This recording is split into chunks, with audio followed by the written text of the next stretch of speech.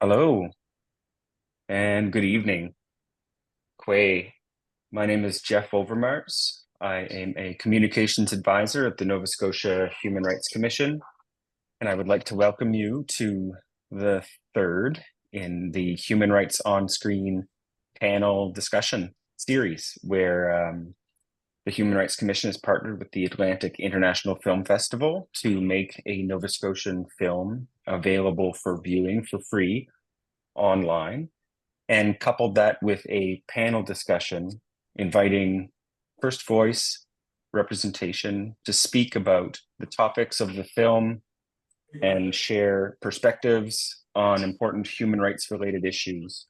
The occasion for this Human Rights on Screen is to line up with Access Awareness Week Nova Scotia, which ran from and is running from May the 26th until June the 1st, this Saturday.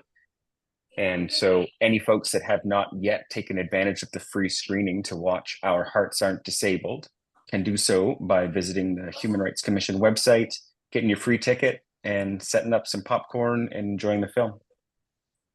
I want to acknowledge that we're joining this panel, pulling this panel together in Mi'kmaq, the unceded traditional territory of the Mi'kmaq people, and that these territories are governed by the treaties of peace and friendship. And in Mi'kmaq, we are all treaty people. I would also like to acknowledge the immense contributions of persons of African descent to the social and human rights landscape here in Nova Scotia, and the advocacy that they have undertaken over the more than 400 years they've been present in Mi'kmaq, and the deep gratitude that we owe to people of African descent for the work that they've done to advance the rights of those within their communities and other communities.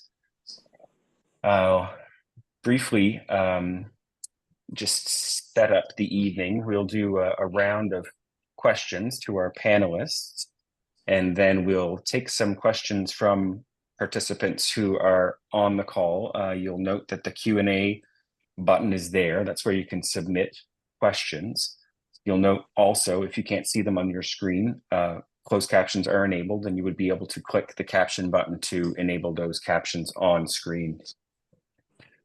I just want to say a little bit about Josh Dunn's film, Our Hearts Aren't Disabled. I believe it was released in 2017.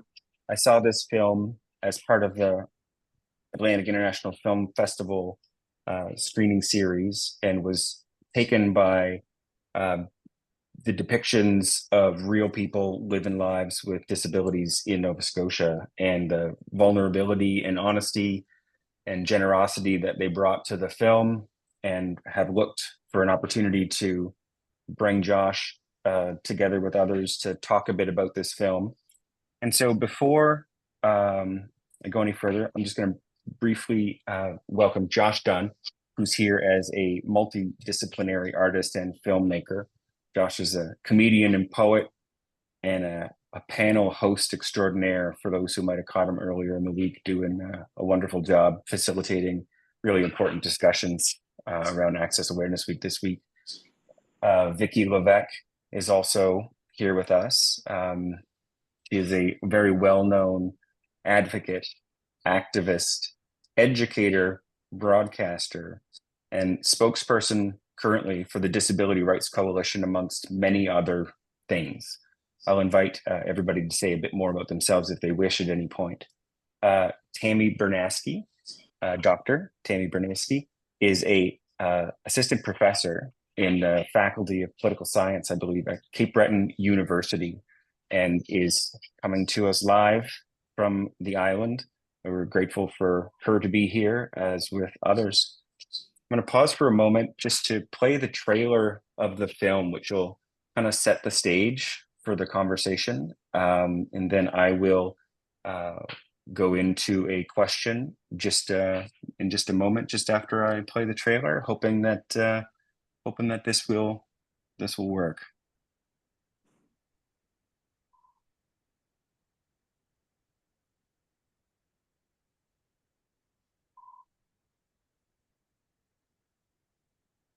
You may need to reshare it with the sound, Jeff. Yeah, the visual is great, but there's no sound.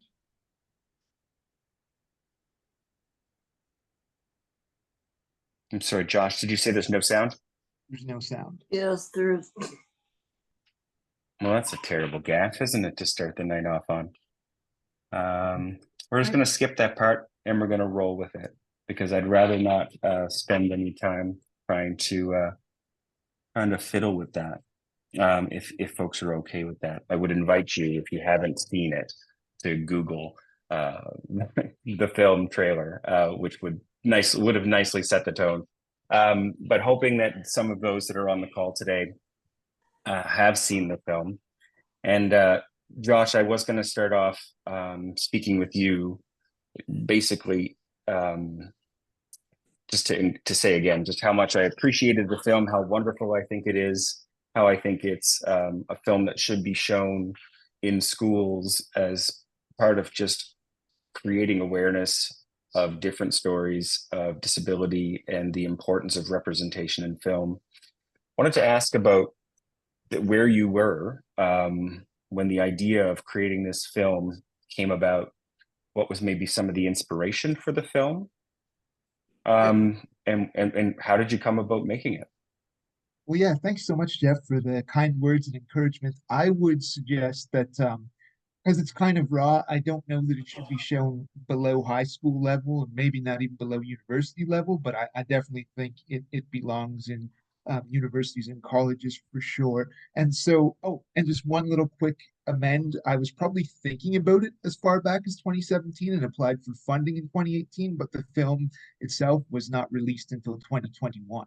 So it is getting a little long in the tooth, but it's not that old just yet. So what inspired me to make this film was my own kind of almost absolute romantic uh, misery, lack of romantic life. And the search for love for me always felt especially impossible because of my cerebral palsy. And I felt that I just didn't have the same chances as my able-bodied friends. And when I would talk with my disabled friends, they would express pretty similar difficulty. Now, that's not to say that disabled people, of course, never find love. You know, there are many disabled folks in happy relationships. And even me, just after the film was finished and totally unrelated, I began my first and only long-term relationship, and that lasted just over 2 years. And in a lot of ways, it probably saved my life because it created just a tremendous amount of hope for me. But the thesis of the film, in my view, remains the same, um, that it is more difficult than it should be to find love if you're disabled, and I hope that can change someday. Now, as far as my experience of making it goes, well, man, it was like the hardest thing I've ever done, just from like getting the funding to assembling a team to make it to finding the right participants. And I just want to say a quick word about that. Um, I chose people with mobility disabilities specifically because that's what I have most visibly, and I chose to cut across ethnicity, age, orientation, and gender there instead of doing a pan disability because I just didn't know how to manage that. And the difficulties increased too because I got clawed back by assistants, which wasn't a typical clawback. They considered my filmmaking a business, so I was clawed back 100% on the dollar, which at that time was like at least 30% more than a regular wage worker would be clawed back. And these factors, along with massive sleep deprivation, led to a complete psychotic break. Most of the film was shot, or not most, but much of the film was shot while I was very unwell. But in spite of all those difficulties, and probably because of them, it's one of the most rewarding things, maybe the most rewarding thing I've ever done.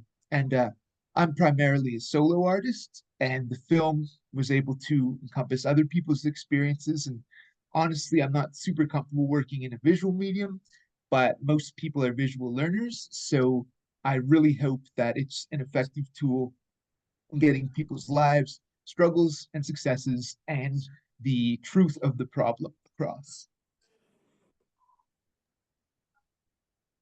Thanks so much, Josh. And I apologize for predating the movie's premiere. I got my facts mixed up there, so apologies for that. Would you reflect on anything that the film might have taught you in the process of making the film? Anything that you learned either about yourself or about the community in the process of making that film? Um, sure. Well, I mean, I learned that I probably don't want to do another film unless it's like much better and much more easily funded, and like that I need to stick to speech and language type things. But it did open my eyes to a few other things like Vicky's housing situation and one of the older fellows in the film, Wayne. He had a similar housing situation till he was able to find his friend Joe, and who also I think was a worker for him too at some point, and he was able to live with Joe then later. Sorry. Oh yeah, and so I got more aware of things that I hadn't really previously thought about much because I hadn't experienced any institutionalization except for those 8 days that I was in the hospital in the early shooting of the film. Thanks, Josh. And that's a really nice segue actually to the question that I had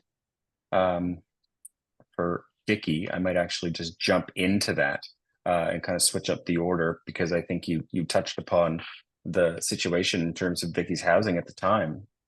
Vicky, when the film was made, and in the film you're depicted as living within kind of an institutional setting, and you were really open about your experience of dating while living in that environment, which came with its own sort of unique complications and privacy concerns. Can you share more about what that was like for you, and perhaps talk about what's changed, understanding that you've come into a new housing situation that is far more private? Yeah, of course, Jeff. Well, dating in an institution, I would not recommend it to anybody ever.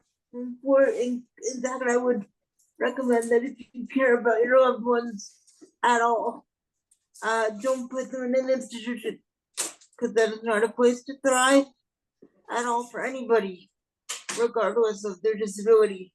They'll be taken care of physically, but their emotional and mental health will suffer greatly.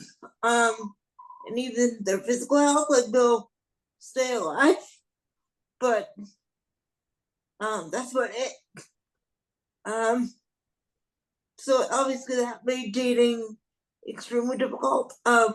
When you are in a place where people with multiple needs are thrust together in one big, oh, you're disabled, so we'll just put you here. And every disability is different. People with disabilities are individuals, they require different things. So I had people who were, having dementia and psychotic breaks with people like me and who just need some physical help. And obviously those needs are vastly different. So I was very ashamed of where I lived. I was very embarrassed of where I lived, but also I wasn't allowed to lock my door. We were unable to lock our doors for safety concerns. I would argue that having the door unlocked is more unsafe, but like giving the nurses a key, fine. But anyway, that's beside the point. But when you're gonna do, adult activities and sexual activity, you kind of want the ability, I would hope, to lock your door unless you're into some very specific type of things. So it was very difficult for me. People assumed I was sick because of where I lived. It was very hospital-like, so people assumed I was sick. I wasn't sick. I'm disabled. Those are very different things. So So it was awful and terrible, and I still have nightmares about it from time to time, actually. So it made dating hard, but it just made living in general hard, and dating is a part of life. So that was just another layer of difficulty on top of all the other layers of difficulty.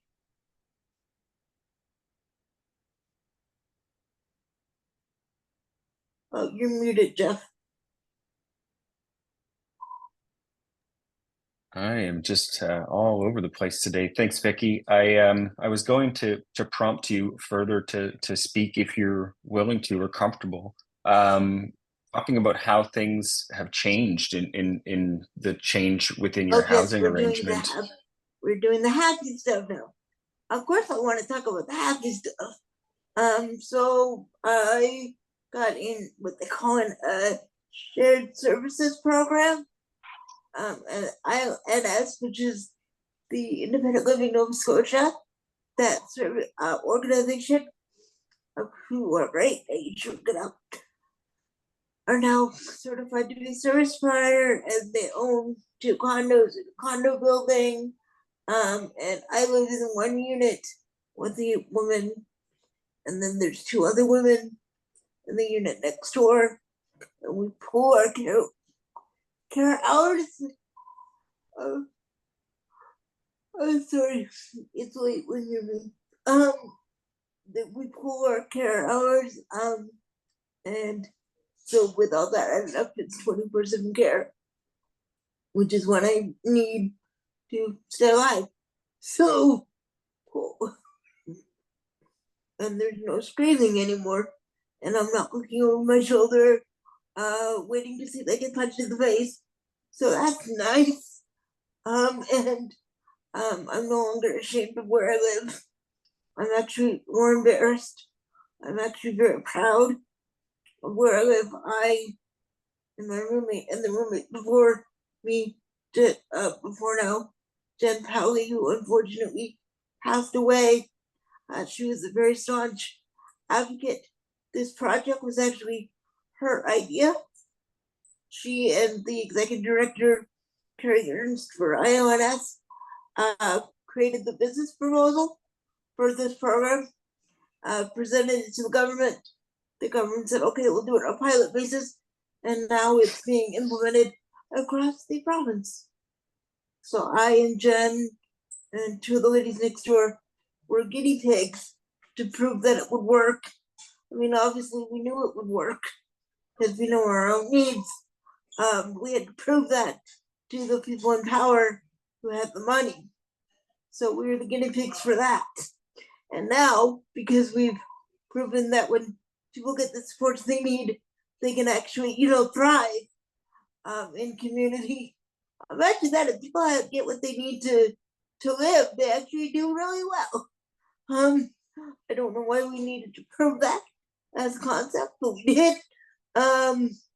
And now it's being implemented, like I said, across the province.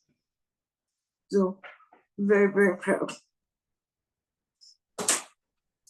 Thanks, Vicky. And I hope to come back to the subject of shame and pride a bit later on. But thank you for sharing kind of the then and now. I think we can all agree that the work that you've done up until this point to advocate for this arrangement is going to make a huge difference in the lives of many people across Nova Scotia. So thank you.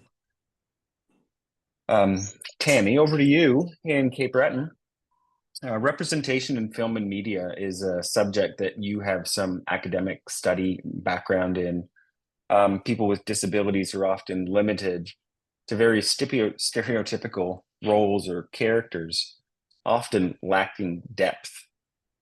Can you talk and share a little bit about why depictions of disability that are real are so important, and what happens when people don't see themselves represented on screen?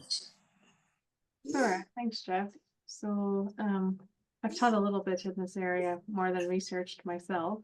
But in thinking about how we gather our understanding of the world, it usually comes from media, right? So what we learn, what we value, often one of the things that influences that would be media and media representation.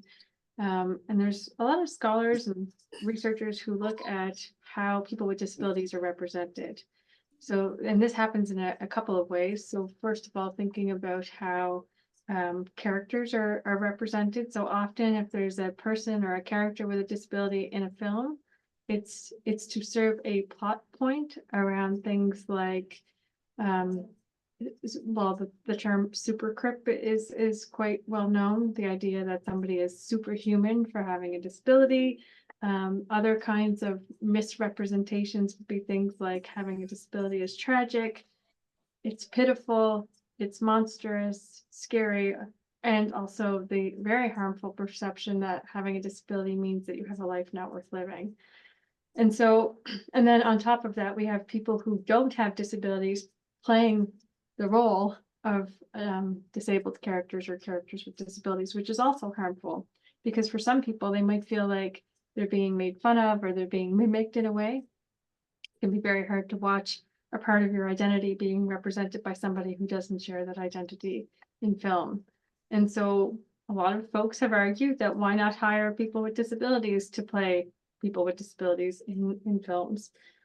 The other thing with this is that if you only see disability as serving those plot points, then if you have a disability, you tend to start to believe those things about yourself. And so what ends up happening is something that we call internalized ableism. So when we start to see something for so long, we believe it about ourselves, and then people's feelings about themselves might be quite negative, right? The worry also is that for people who don't have disabilities, they believe that about people with disabilities as well. And then if they acquire a disability later in life, they may be scared of the prospect of having the disability experience because of the way that they see it represented.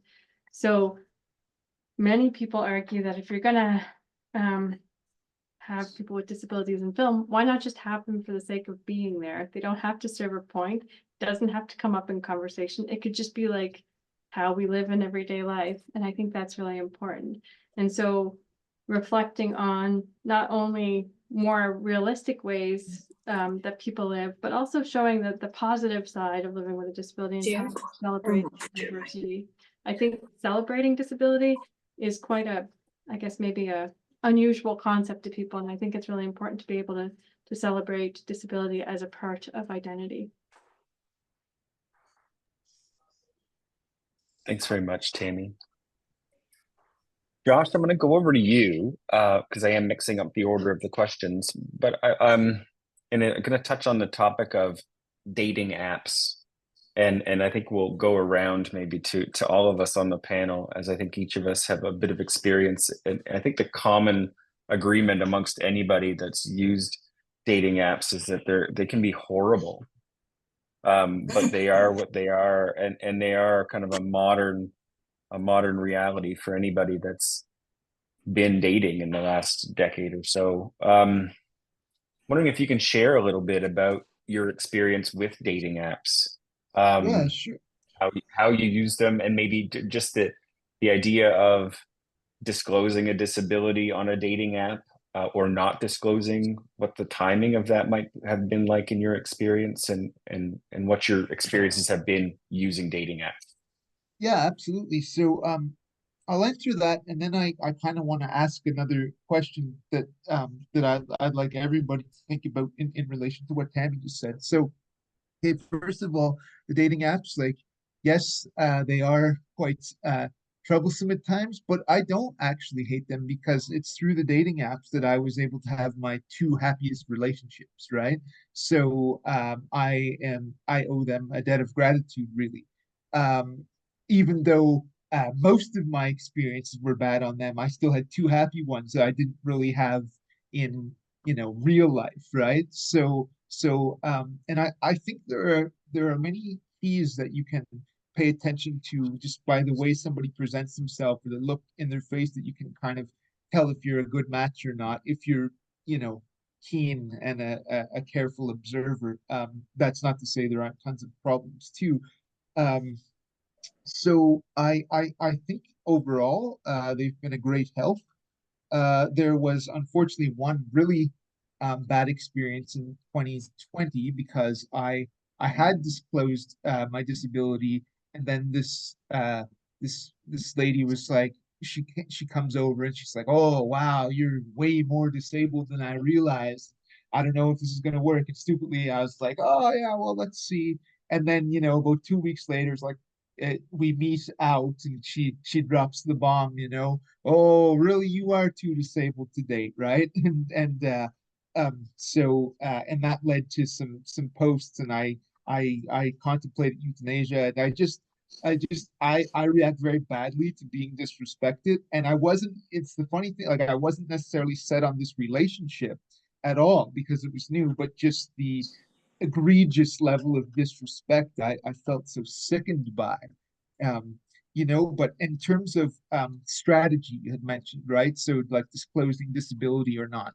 So I gamble with it. Like so and I for whatever reason I can't get on my Tinder anymore, but on OkCupid, even though like nobody's on there anymore, it is disclosed. I say I have cerebral palsy.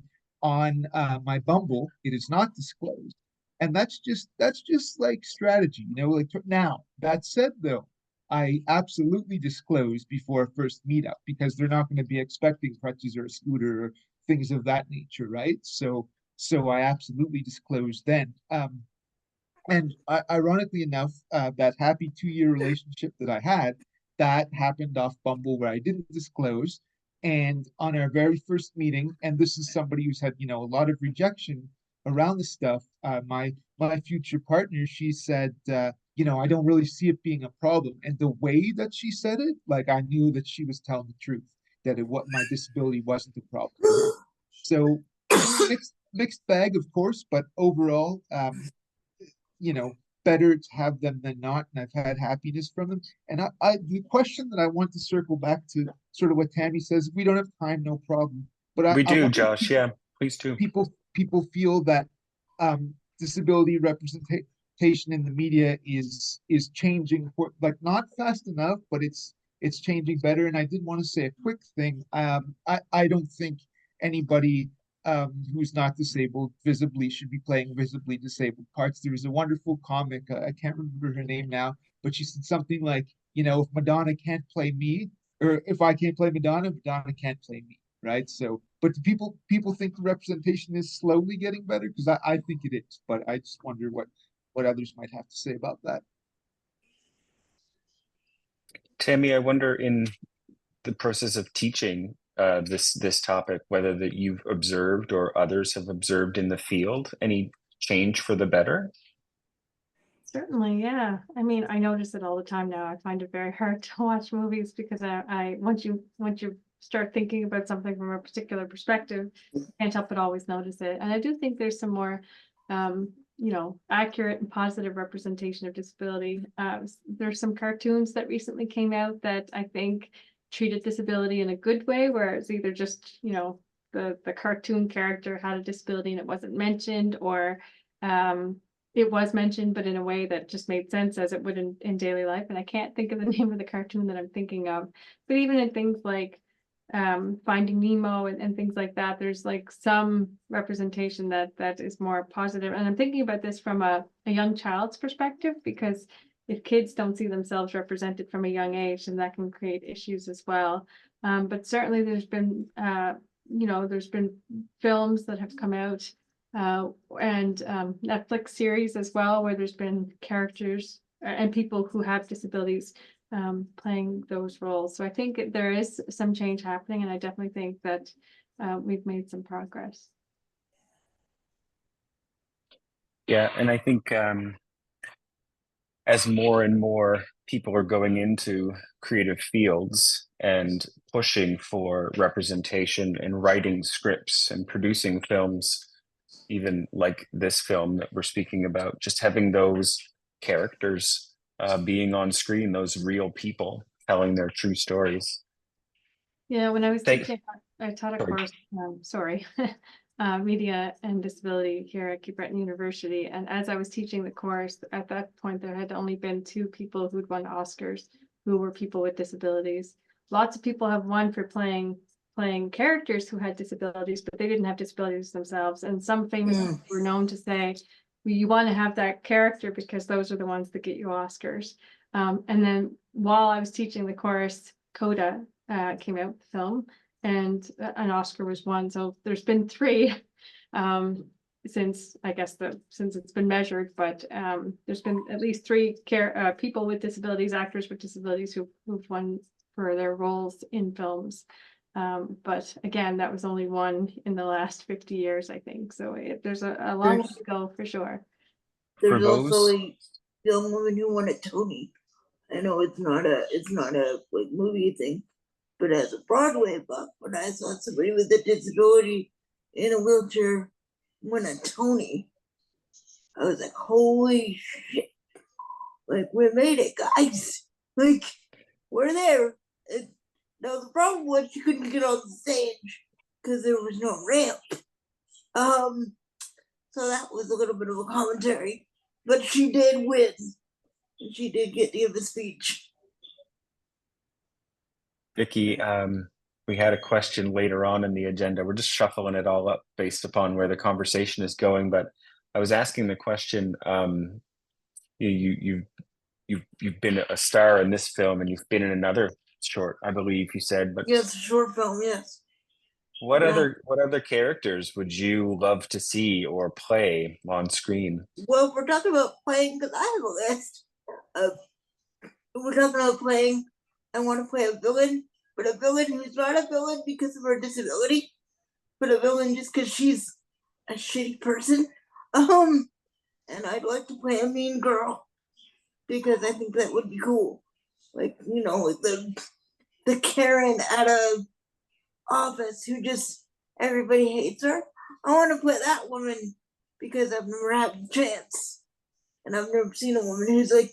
People with disabilities are often portrayed as villains for being disabled, or like their disability made them evil, or they're so sweet they're like little angels and they can do no wrong. I hate both of those. I can't watch Detective Pikachu because I saw it in theaters, and the villain was a villain because he wanted his body back, because he was paralyzed.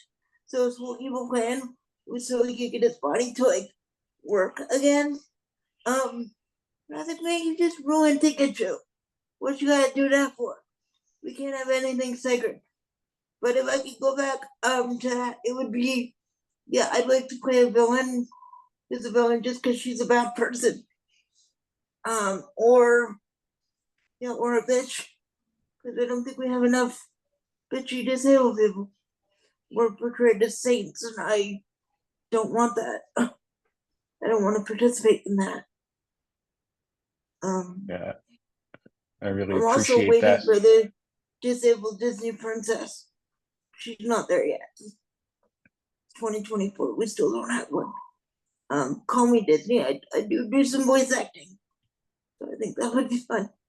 But if I can answer the dating app question, because I have a different perspective as a woman now. I am a cisgender straight woman, so that is the perspective I am coming from.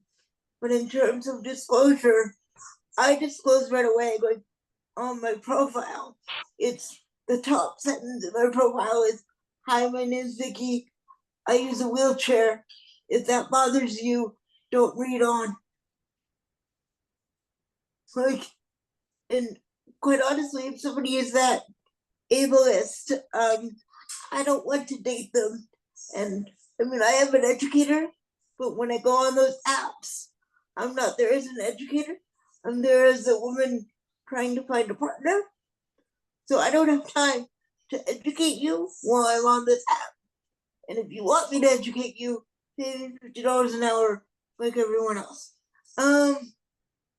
You know, I'm happy to do it for you, but like in a different context than you're paying me.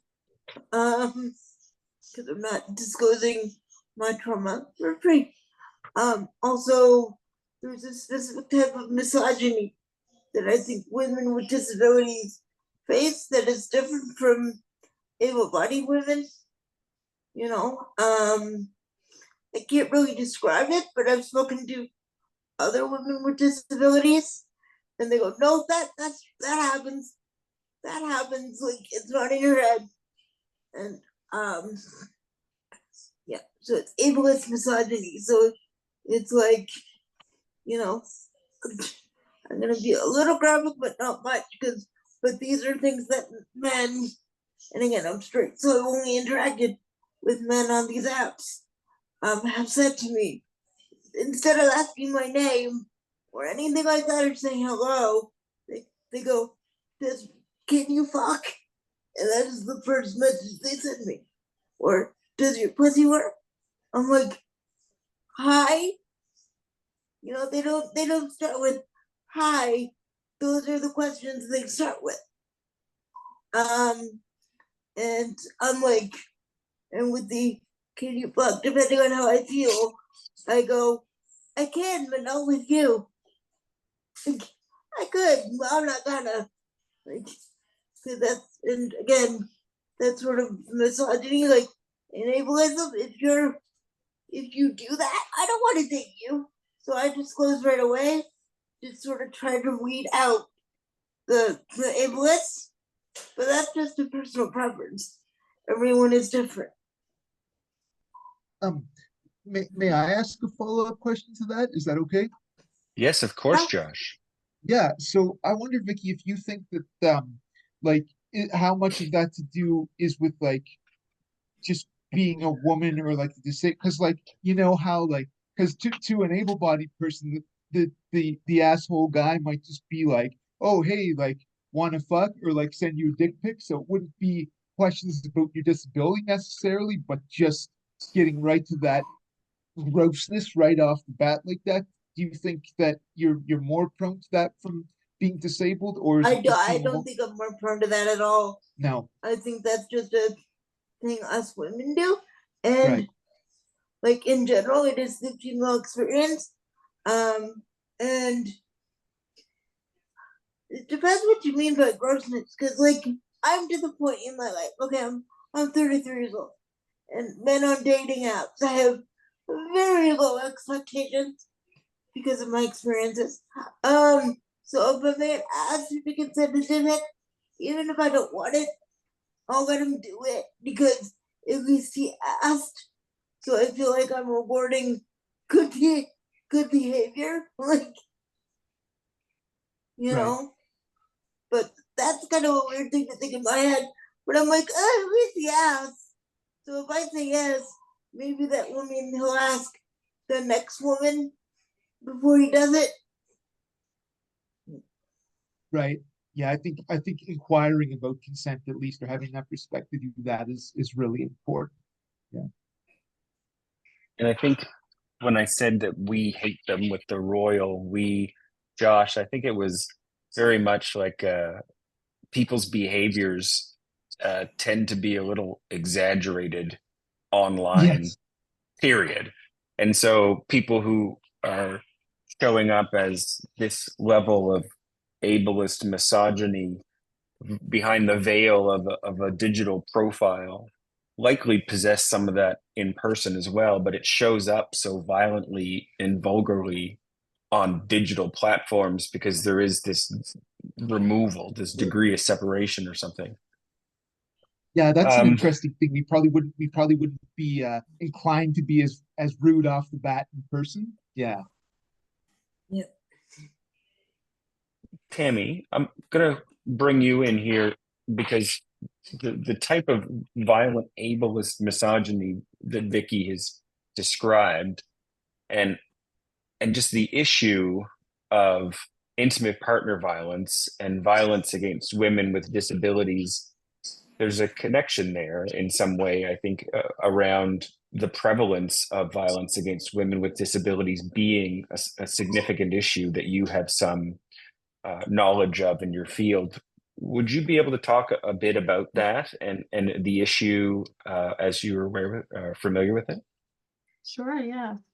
So I specialize in gender and disability-based violence. I've researched it for a long time. I've experienced it as a person, a woman with a disability as well. And so I would say that it all started from my own personal experience and then trying to work through that and figuring out how do I manage this? How do I cope with it? What are the impacts? And then thinking about how does this affect other people? So I was very fortunate that after my experience, I was able to go on and do my PhD. And then when I went into the PhD program, I initially just thought I don't want to research anything related to gender or violence because it's too close to my own experience. But very quickly, everything I was doing was very much, I was always like leaning in that direction. I was like gravitating to it. And eventually I just kind of said, okay, well, I'm going to follow this to see where it goes. And very fortunately, I was able to interview 13 advocates across 9 countries. I did my first interview when I was in India, moved my way through. I did my second one in Nepal, and then I met a lady in Bangladesh, and I did that virtually. And then I interviewed other folks as well from a few other countries, Canada, Australia, US, Ghana, Kenya. So lots of different representation. And the rates of violence against women and trans people with disabilities is higher. So for women with disabilities, the rates of violence that they experience are higher than the rates of violence towards women without disabilities and all men. And so the people that I was speaking with, I was asking them about why did they do the work that they do to try to end gender-based violence in the disability community. And overwhelmingly, they said they just didn't want it to happen to other people. So they all had experiences in different contexts and settings around violence, and their experiences of violence were very unique to having a disability. I think some folks talked about being institutionalized because they had disclosed violence. Other people reported things like reporting violence from an accessible bus driver and then having to get into that bus the next day with the same driver who had perpetrated the violence against them because there wasn't anybody else to do the driving. So that kind of structural violence is very prevalent for women with disabilities. And I was interviewing people across many different contexts, and the levels of violence and the kinds of violences that they were talking about was common across all of the participants. So I think what Vicky's talking about is unfortunately quite common for women with disabilities. And then thinking about the online dating world, I don't talk about this much publicly, but I will because we're discussing it here. When I started online dating, after all of my previous experiences, I was a little apprehensive, and I had the same negative experiences that other people would, where somebody would say, oh, you have a disability, I could never be attracted to you. And I'm okay, see you later, but then also having really positive experiences as well with, meeting, everyday individuals who like in life wouldn't care one way or the other if I had a disability. But I do think that the way that people react online is probably a representation of who they are, but in a more extreme form and more quickly, right? And so it can be a scary place for people if they're still like looking for a relationship and knowing how, especially with those perceptions of disability out there, right? So if you put on your profile that you have a disability, something's going to come to somebody's mind based on what they've seen in the media. And I think that's the problem, is that there's all of these negative perceptions of you being, helpless or tragic in some way. And so when people hear that you have a disability, or hear that we have a disability, they might say to themselves, I don't want anything to do with this because this is what I see in the media, when it's not true. I get a lot of people asking, like, if we start dating or whatever, do I have to be your caregiver? They're worried about caregiving as well, and I'm like, no, I have caregivers. I need a partner. Yeah. Or I had one man who actually had a very nice relationship with asked me one time. He came over to I was still living in the institution at the time, and he said, if we have sex, well, I'd be charged with rape. And I was like, are you planning on raping me, sir? And he was like, no, but you're disabled, so like, could I be charged with rape? And I said, I'm consenting. Are you consenting? And he said, yes. And then I said, then it's not rape. It's not. It's only rape if one of us doesn't consent. and again, I think Tammy, that's exactly to the point of that trope, that stereotype, that misconception, that representation of person with disability as somewhat infantile or something. Like there's something bound up in that. What advice or what thinking is there out there around the work that needs to be done to counteract it? Is it representation? What other steps need to be taken to try and provide more balance? I think there's a number of things. I definitely think better representation in the media, or more just more normal representation, right? Not it doesn't have to be all positive and whatever, because having a disability can be difficult. But I think if we just have more regular representation like we do in society, I think that would go a long way to helping challenge those perceptions. And also if more, people with disabilities were hired into those roles and then their disability didn't come up when they were playing those roles, I think that would be really cool too.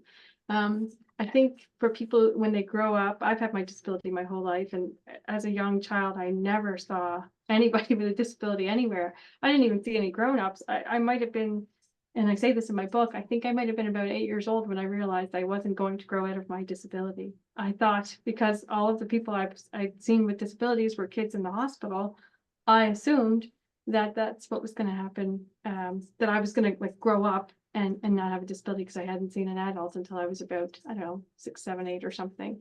And so representation is important. You need to see those characters from a young age, right? And I think, and then when you go to school and if other kids haven't seen people with disabilities, lots of bullying can happen and things like that. And so I think just changing the perception from a young age is really important so that we can get to a point where people feel pride in having a disability. So I'm well at the point now where disability is very much a very strong part of my identity. Everything I do is related to the fact that I have a disability. The path I took in life, my profession, my teaching, my research, my whole career is just bound up in my identity. And so the last time I used a dating app, I met my current partner, and I was very clear from the beginning, this is part of my identity. I'm very proud of it, and this is who I am. And it worked out much better when I was very upfront about it, and then also explaining that, it has informed my choices in life, but it also forms a part of who I am and the decisions I make. And I think that was really important for me to get to that point. And I think for other people to get to that point, they need to be able to see other people that are like them, whether it's just in everyday life. So peer support would be really important. I think having peers who might share some similar experiences would be really important. And then also seeing that representation in the media. Yeah, thanks for that, Tammy. And I'll just share as well that as a person with a degenerative eye disease, I've been going blind for more than half my life. And in my later years as a divorced father of 2 out in the dating world, I had to put together my dating profile as well and had to make up my mind about whether I was including that in my profile or not. And I was pretty sure that I had, and maybe it was in and out, but my long-term partner tells me that it may not have been in the profile, but it was very early on in our first discussions that I was upfront about it. Because again, it's part of my identity. It's more than a hobby or an interest. It's kind of woven through all of the things that I do in one way or another. And so it shows up there. And I credit my comfort level with having exposure to so many different people and role models and individuals with varying disabilities who have just been real people and present enough in my life to show me that I can be confident about it too. Pivot a little bit just to something practical around dating, and I don't know if it showed up in the film necessarily, and I'm wondering, Josh, if you could start, and maybe over to you, Vicky, but going on dates in the world is in of itself sort of an exercise in finding the right places that are accessible to go. What's your experience been kind of going on dates, just finding a good restaurant, finding a cafe, like any success stories or any terrible disasters that you recall that folks might be able to Like just I always recognize. do my research first, so I know if a place is accessible or not before I go there. And more often than not, I used to pick Starbucks all the time before this whole thing with Palestine came to my attention. But I picked Starbucks not because they were accessible, although that was part of it. I picked Starbucks so I know even if the date was bad, I'd get a good cup of coffee. Like something, I will get something good out of this. So yeah, it was more like, how can I ensure that if it goes badly, it doesn't suck 100%? So I knew that, like, okay, you go to Starbucks, they're accessible. I'm also a woman, so I had to be cognizant of the fact that, like, as a disabled woman, and Tammy, you can correct me if I'm wrong, but the last time I checked, the rate of violence against women for somebody in a wheelchair, or no, not wheelchair, sorry, somebody with a disability was 1 in 2. 1 in 2. So I became very aware of that. So I knew I needed somewhere with lots of people. So it's less for me about my wheelchair accessibility and more in terms of what will make this suck less, and where will I be safe?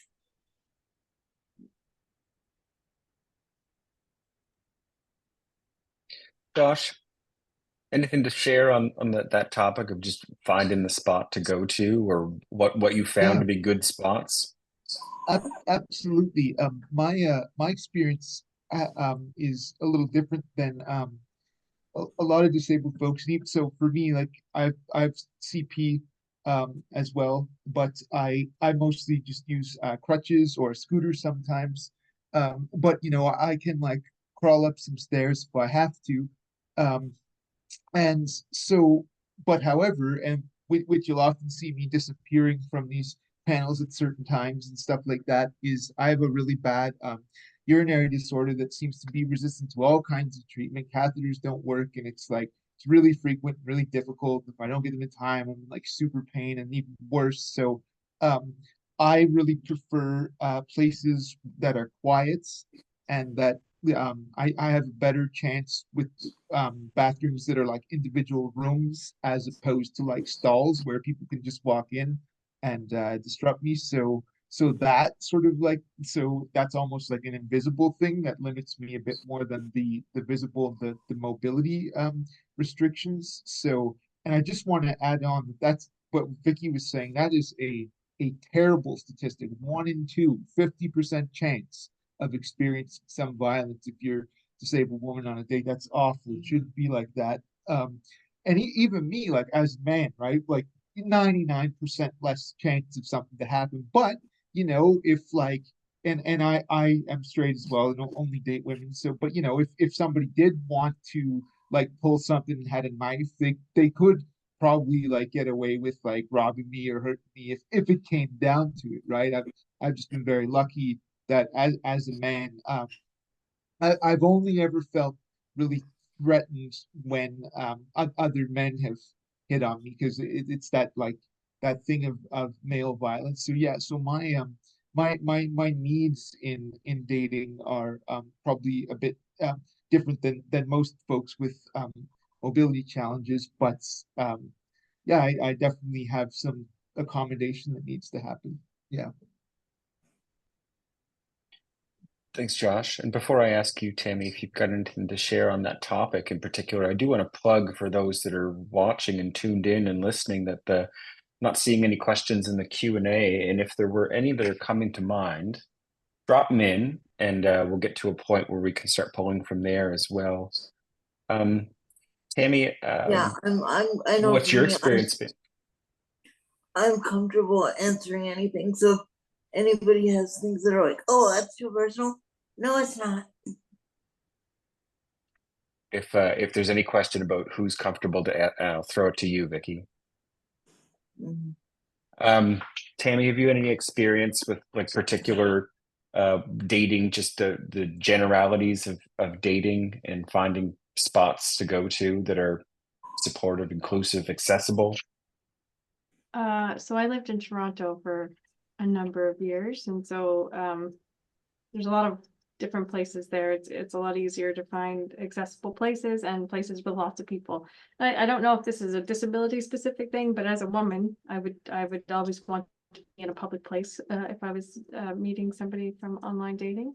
But I haven't done a whole lot of it back home here, and Cape Breton's a lot smaller, so yeah, the Maritimes are a lot smaller, right? And so it's a little bit different in terms of safety. So I don't really have a lot of experience in this context, but in Toronto, when I was online dating, certainly just places with a lot of people. But I don't know if that's, again, I don't think that's a disability specific thing. I mean, maybe because, you know, I might be at more risk of violence, but I think women also just generally have all been told, you know, take a picture of a license plate if you're going to get into a car for the first time and things like that. I don't think that's specific to me or my experience. So I am super vigilant around safety anyway, probably because of my previous experiences of violence and the impacts that had. But again, it could be that women do that anyway. So I don't really have anything specific to this particular question. And was that statistic that I stated, is that still accurate? The last, I mean, I haven't looked at it lately, but the last I had heard it was about 1 in 3, but a little bit higher for women with intellectual disabilities. It's about half. But again, I haven't looked at the statistics or where they're coming from, or I don't know if that's Okay, that. I just wanted to make sure I wasn't being like grossly inaccurate if it had changed. No, and I think that's more of a global statistic too. I think it's a common number that's given. I don't know, it could be higher. But 1 in 3 is the number that I've often heard. Yeah. Yeah, I think that's no less gross, as you put it, Josh, and just a terrifying statistic. One thing that I felt the film did an excellent job of was raising awareness of more than just the needs for physical accessibility and the physical needs that we have to get around in the world, and the importance of relationships in helping us kind of just grow as individuals and as people in society. You know, our knowledge about ourselves tends to grow as we have other people that are close to us challenge us and teach us and show us the way, in some cases, to do things that we may not have known before. Have there been experiences where you feel in relationships you've been able to teach people some things that they didn't know previously that are just to help them kind of better understand disability and to be just a better person all around when it comes to not maybe judging and not like breaking down stereotypes? Vicky? Me, I've been told I have. One story that I think really illustrates this is I was at a Halloween party, and preface this, I was very drunk. So was this young man who was also very drunk. He kissed me, gave me his phone number. I called him up and said, you know, he kissed me, obviously like me. Would you like to go on a date? And he said, I don't feel comfortable dating someone with a disability. To which I said, sir, that's messed up. Except I didn't use the word messed up. And I said, we need to have a conversation because that's wrong. And you're a bigot. And I don't think you want to be a bigot, sir. So we met for a coffee. And within 10 minutes of me having a conversation with this man, I'm like, he's like, oh, you're just a normal human. And I was like, yeah, no crap. Like, he still didn't want to date me, but it wasn't because of the disability. It was just because, like, meh, you know. And now we're best friends. And he is training to be a social worker for people with disabilities. So, I did that. I turned that around. And that was pretty cool. And he was disabled himself. He has ADHD and was not taking medications because he's like, I don't need that. And now he's more comfortable with disability in general. He started taking his medications and is now disclosing his ADHD to people and is living a much healthier life all around and is no longer a jerk face. So that's cool.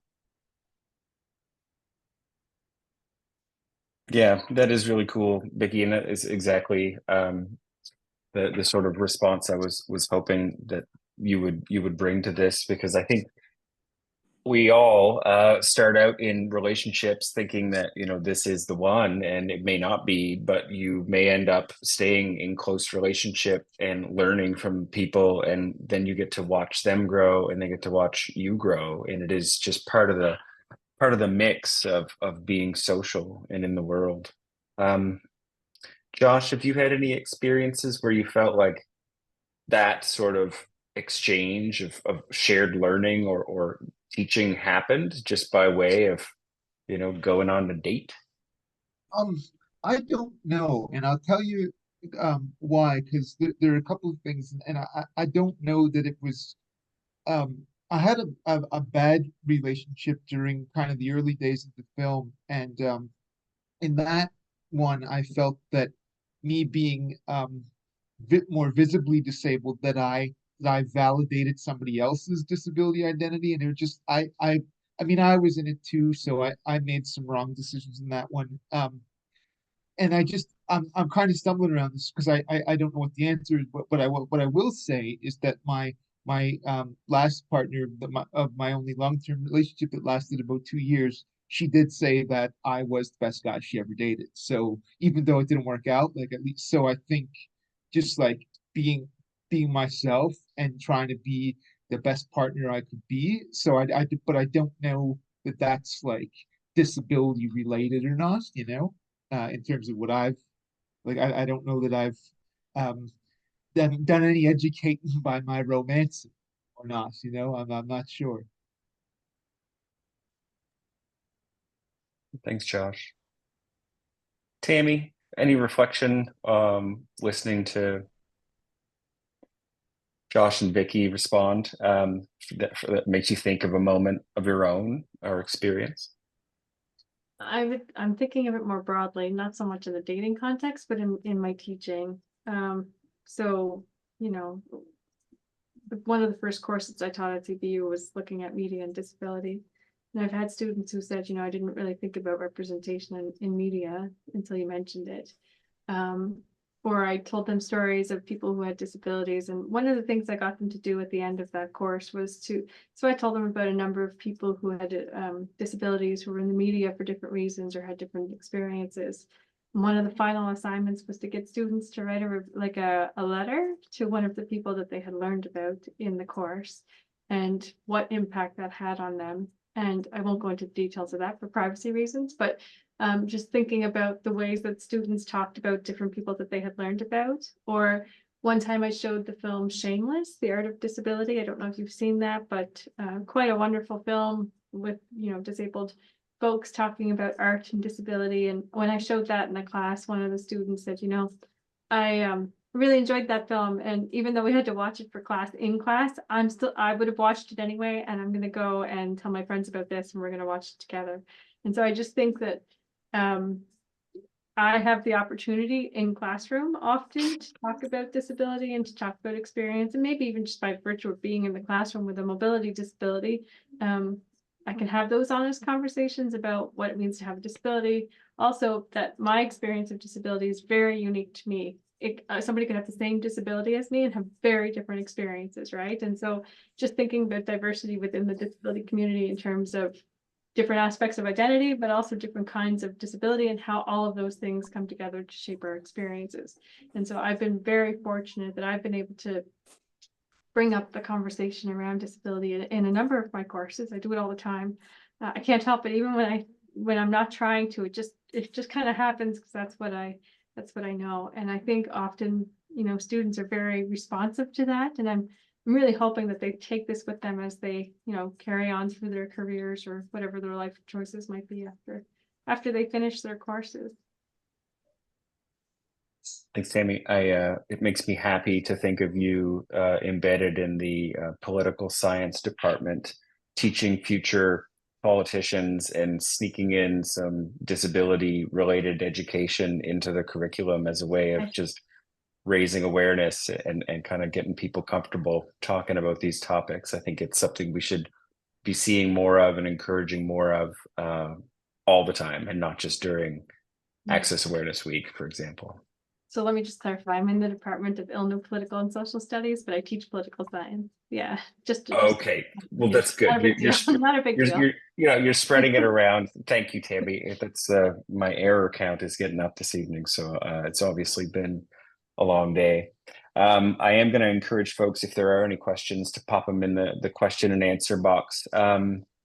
As I do want to just kind of follow the energy in the room too. Is there anything that I haven't touched upon yet in the questions that we had chatted about previously that's coming to mind for you through the course of the conversation here tonight? Yep. Yes, there is. I kind of feel yeah, I have some too, but go ahead, Josh. Oh, sorry. Yeah, I just wanted to make sure we kind of finished everybody off with like what's next. You know, what are you looking forward to next? Yeah, we'll definitely get to that. We Okay, did, I think maybe on one of your step outs, we did talk about the character that folks would want to play, and Vicky did actually talk about wanting to play a villain. Is it that question, Josh, that you wanted to jump in on terms of like what sort of character, yeah, I wanted what sort of work? Yeah, please go for it. Yeah, just what's next for me. So I'm hoping, you know, if CBC, CTV, Global, Netflix, Crave, Amazon Prime, any of you cats are watching, I would love a lucrative TV deal for this film. I know it's a bit of a pipe dream, but the boy can dream, I guess. And as for me, I don't. I did just close out a traditional stand-up show at the Dukes on Gottingen in April, but I gig in very untraditional ways now. I blend the poetry and the stand-up together like in two sections, and in a 45-minute show that happens every few months. That's brand new, and I do those as little host concerts or yard shows if the weather permits. So I'm focused on, you know, continuing my artistic practice and hopefully someday writing a memoir. I haven't seen anyone from any of the major broadcasting networks log on this evening, Josh. That doesn't mean they're not here using a pseudonym. I will make sure that when the recording of this video is processed, we're going to be posting it up on the Commission's YouTube channel and making it available there for folks that weren't able to see it. And hopefully we'll get the word to the right executive at the right time during budget planning season, so that they can broaden the viewership of the film. At very least, we'll aim to do that. Sounds good. Thanks. Was there anything else, Josh, in terms of things that we haven't touched upon yet this evening that you wanted to throw out there, or I could leave you and go over to Vicky, and then we can kind of pop back? Yeah, go over to Vicky. Yeah, go over to Vicky. Okay, what are you thinking, Vicky? Oh, I got so many plans. Artistically, there's a treatment right now for AMI if they pick it up called Vicky versus History, where I talk about Canadians with disabilities who had an impact on history. That, and I wanted to call it that. They don't teach you that in school, but I got vetoed. So I don't want to interview people. If they are still alive, I would love to interview historical figures that made an impact on the disability community here in Canada. No, but we have some really interesting people with disabilities that did a lot of stuff here. So James McGregor Stewart was a lawyer here in Halifax who was disabled and was a polio survivor. So I'd love to do things on him. I'd love to, if I could find it, do some stuff about the Halifax explosion, because as we know, that created a generation of disabled people, and what that meant for advancements in disability rights. I mean, Nova Scotia did have the first blind school, so that would be cool to talk about that. The man who invented the electric wheelchair was a Canadian. I think that's pretty cool. So things like that. But I want to know more about disabled women who are not Helen Keller, because every time, you know, we say disabled woman, we think Helen Keller, but there were other women as well that are just not well known. So I would like to figure out who they are.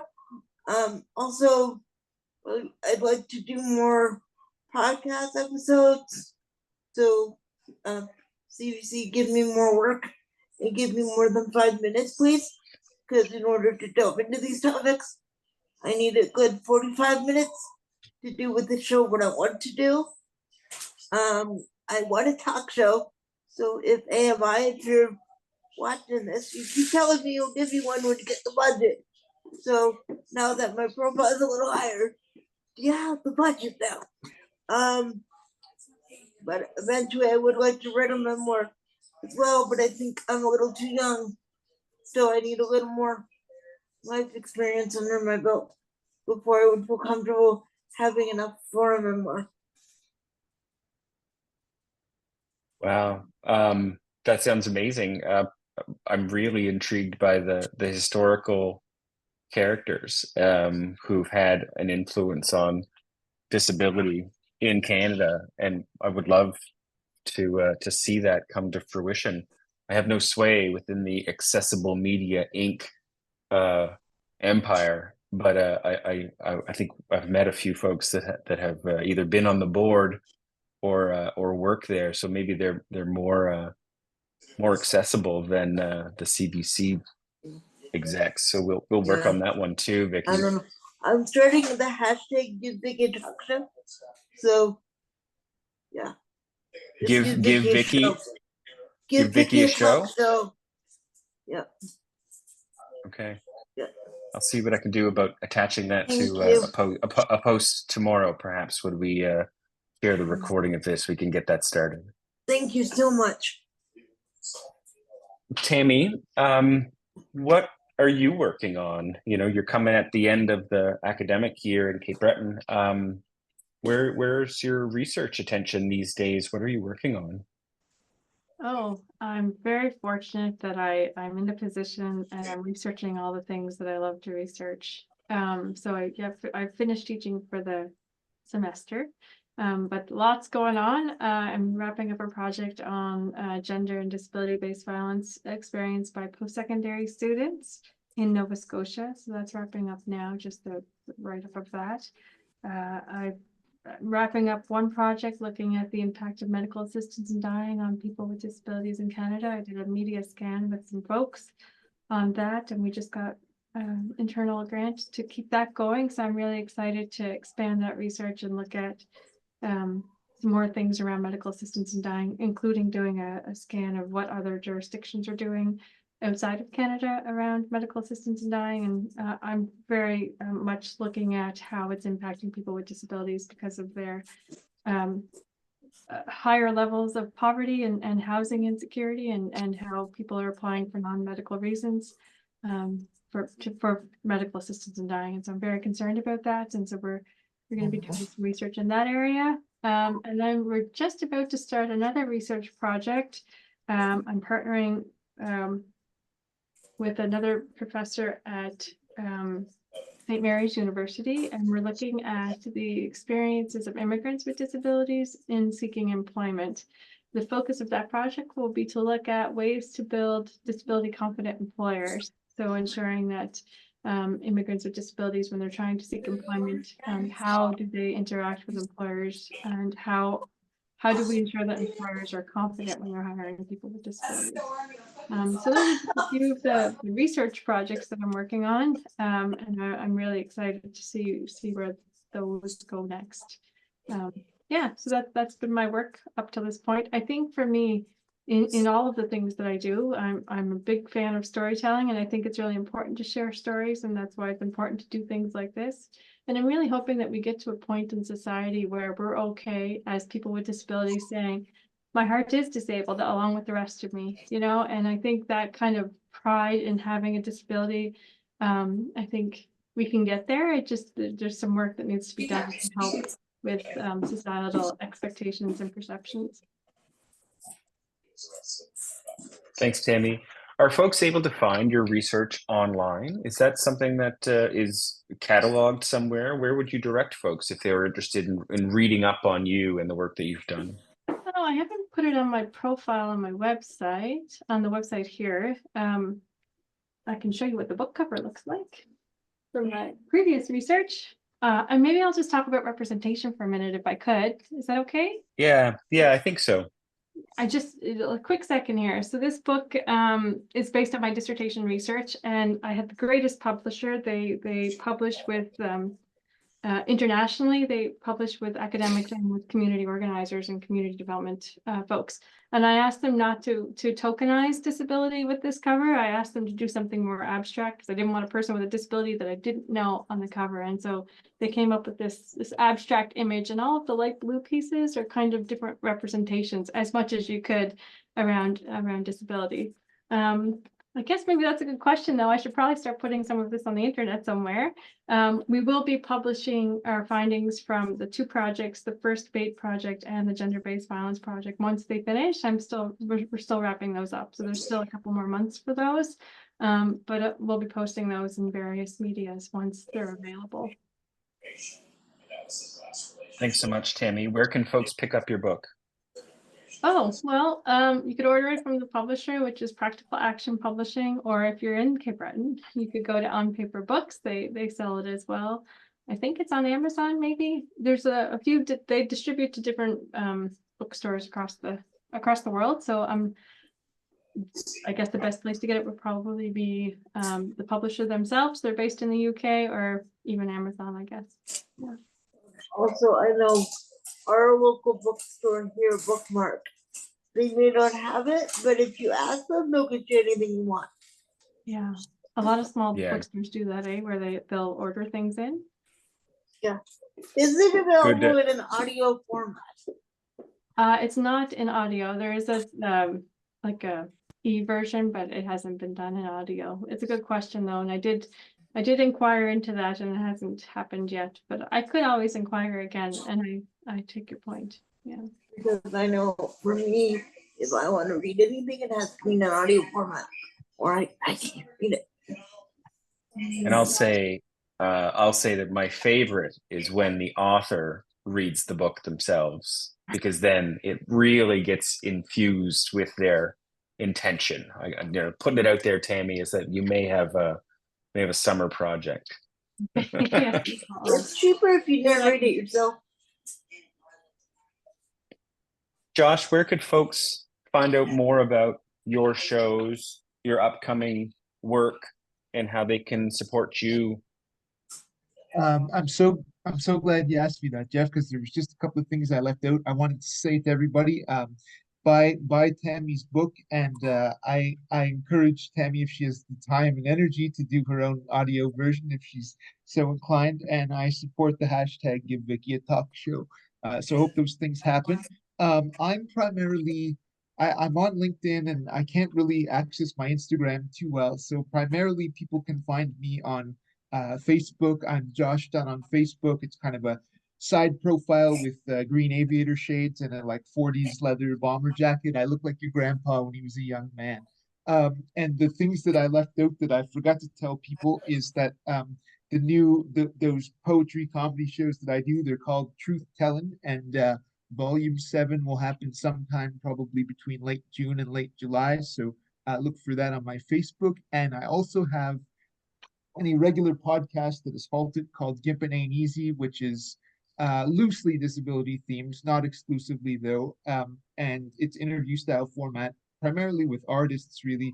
And it stopped because I wanted my long-term partner to do it. It would have been episode 30, and she just she wanted to first, then she changed her mind. So I've kind of been halted, and I've also never had funding for my podcast. So if any of those potential generous donors would like to invest in that, that would be a dream come true for me. So because my friend that does the recording for me, like pro bono. So but yeah, if you want anything you want to find out from me, just follow me, Josh Dunn, on Facebook is probably the best way.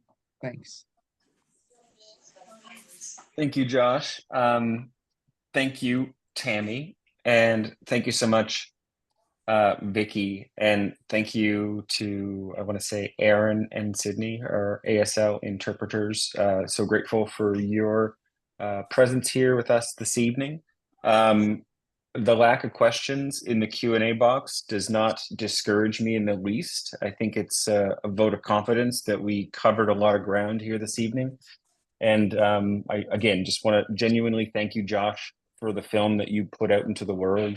I think it has so much teaching to do and so many more people to reach. So I really hope that folks take advantage of the remaining days this week to sign up if you haven't already and view the film.